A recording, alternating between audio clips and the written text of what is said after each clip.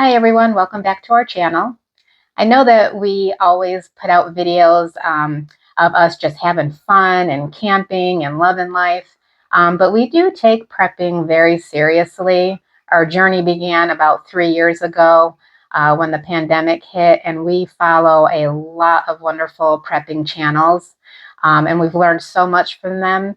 But there's one prep that I feel is overlooked. Because most preppers, they will focus on food, water, security, medical, which is very, very important. True. But the one prep that I feel is overlooked is dental preps and just overall oral hygiene. So today I just want to show you some of the dental preps that we have. I worked as a surgical assistant in an oral surgeon's office for about 11 years. So I've done many extractions and sinus lifts and closures and jaw fractures, implants. Not personally, I'm not an oral surgeon, I'm not a nurse. But I did work side by side with this oral surgeon, assisting him in all these surgeries. And so I just want to show you some of the products that we have. So this is my dental kit, and I'm going to open this up and show you what it looks like.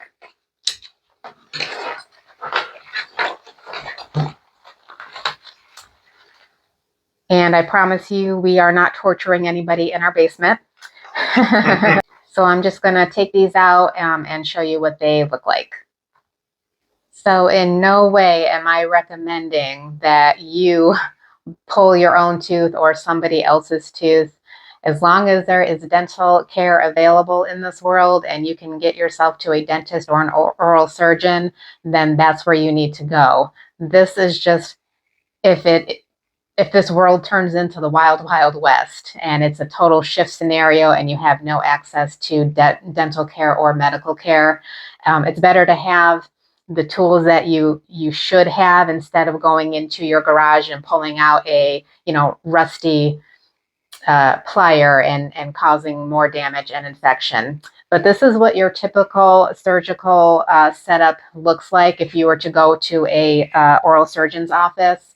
So just quickly, this is a tongue retractor. This will help to just kind of pull your tongue out of the way if you're working on a certain tooth. This is our syringe with our needles for injecting lidocaine to numb the area. The only downfall with this is you have to be a doctor in order to order the carpules of lidocaine. So if you can have some other kind of numbing gel available, it won't do the whole trick, but at least it'll help. Or you can have a couple of shots of whiskey, maybe a shot for the patient and a couple for yourself if you have to do this. This is the Minnesota retractor. This just kind of pulls your cheek out of the way to give you more access. This is a dental elevator that helps you elevate the tooth out of the socket. And then this is a upper forceps for upper teeth, a lower forceps for lower teeth, the cow horn forceps, which it kind of looks like, cow horns. This is also for a few lower teeth, and an ash forceps. In certain cases, you might need a blade.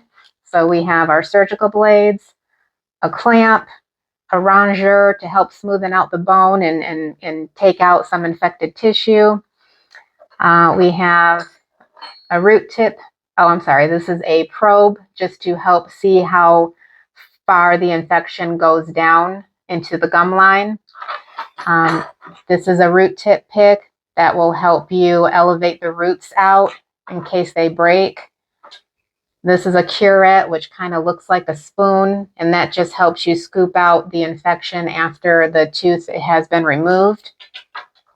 And this is a bone file. This just kind of helps smooth out sharp pieces of bone. And this is a dental mirror, and I got an anti-fogging one with a light, because without a suction, like if there's no electricity, there's going to be a lot of blood in that area. So you're going to need a lot of Q-tips and gauze just to keep that area cleaned up so you can see what you're doing. And then if you need sutures, this is our suture kit along with our sutures. Sometimes teeth don't need to be sutured.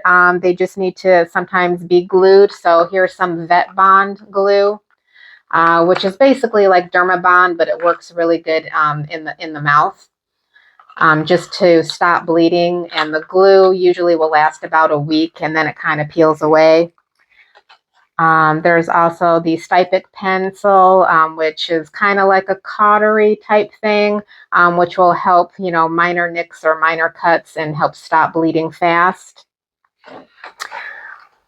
Also, what is good to have is the Hemo sponge, which is a little bit cheaper than Axel, but it's like gel foam, and you can pack the socket with this. Just to also help with the clotting of the tooth socket. And if you do get a dry socket, you can also wet this up with some clove oil and some eugenol. I think my clove oil is over here. And then you can put that in the socket in case you have a dry socket.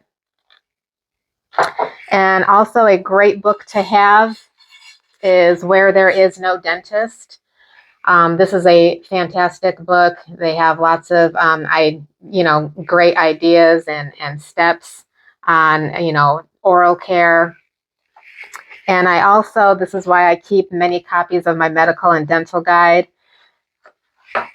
because I wrote out myself just step by step how to remove a tooth. I also how to fix a dislocated jaw. And I wrote out a tooth chart. And like I said, with the upper forceps, you use, the upper teeth. And it's all color coded. The ash forcep is these. The cowhorn forcep you would use on these teeth. So it's just very helpful to have. I also have, just each, this is the dental elevator I showed you, and what they do. This is also very good to have if you need a temporary filling. There's also recipes out there where you can make your own temporary cement and filling. So before I took all this out of the bag and started our video, these were all sterilized and put into my autoclave bags, and I labeled each one. So at the end of this video, I'm obviously going to re-sterilize this, repackage everything. But this isn't just for me and my husband. This prep is for a shift scenario. It's for maybe you're going to come upon a community that has a dentist or an oral surgeon, and for whatever reason, maybe he doesn't have tools. At least you have something to bring to the table, so you're not having to pull your own tooth or somebody else's, because believe it or not, there's a lot that can go wrong in just pulling a tooth. Whether it breaks, you can rip a hole in somebody's sinus. I mean, there's a lot that can go wrong. So it's always best to obviously go to a dentist or an oral surgeon. But in the wild, wild west, if you happen to come upon a dentist, at least he has the tools that he needs in order to perform a surgery properly. So, there's plenty of YouTube videos out there on tooth extractions, different types of instruments. So use the technology we have now while we still have it. So please take oral hygiene very seriously. Visit your dentist twice a year, brush your teeth, floss, because you don't want it to get to this point where you have to get your teeth extracted. So we just hope that you really enjoyed this video, and hope that this helps you to step up your game and get your dental prep squared away. Thank you for watching. Peace out.